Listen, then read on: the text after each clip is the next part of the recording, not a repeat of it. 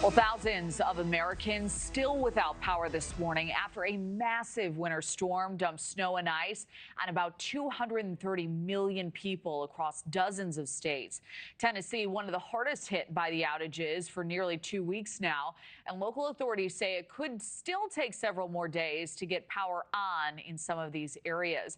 Joining us now is Adele Thomas. She's had to leave her home in Tennessee because of the power outages. Hannah, thank you so much for your time today.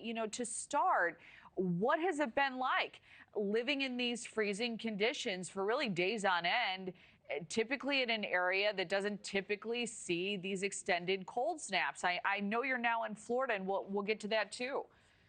Yeah, it's been very unsettling is a word that I would describe it, because I think when big storms come, you prepare with food, water, other ways that you can help prepare. I don't think any of us expected the power outages to greatly affect us. And for myself personally, I work in tech, so I work from home. And so not having power, not having Wi-Fi, today is day 11, has greatly disrupted our lives. And even personally, it's made us fearful for our neighbors, our elderly neighbors, neighbors who might have newborns or might be compromised. It's been very concerning to check in on people who have stayed in homes that don't have power, especially in freezing conditions, being very fearful that they are surviving. Yeah, I can't imagine. And I'm grateful to hear that there is that sense of community where you are checking on one another.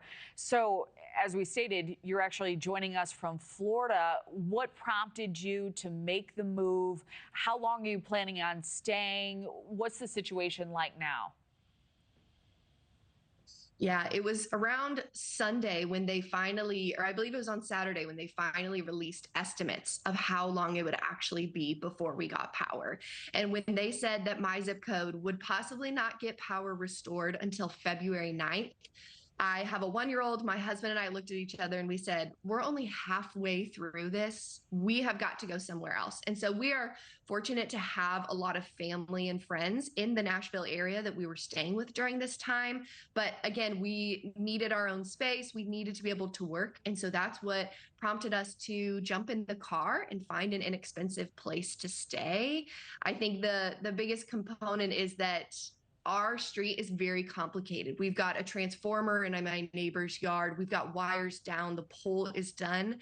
I know that our street is going to be complicated to fix, but I think it's discouraging that because it's such a complicated fix, it might be one of the last to be restored.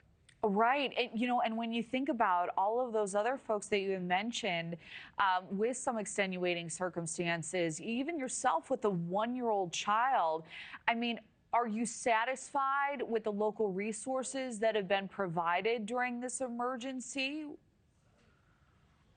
Yeah, it's a great question. I would say I'm satisfied with community resources. We're extremely unsatisfied with what Nashville Electric Service has provided. And I think just the lack of communication, we have greatly appreciated our mayor pushing the electric service to try and give us timeframes, to try and force them to almost to be clear in their communication.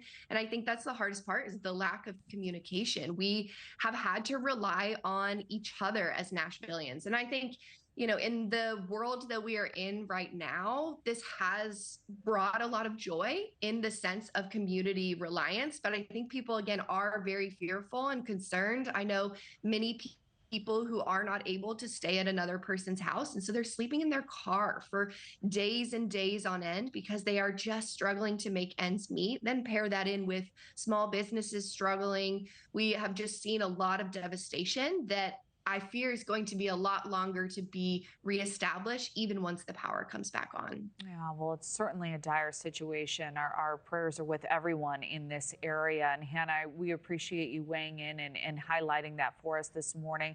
Thank you so much. Thank you for watching. Subscribe below and download our NewsNation app right now on your phone, and you will get fact-based, unbiased news for all Americans.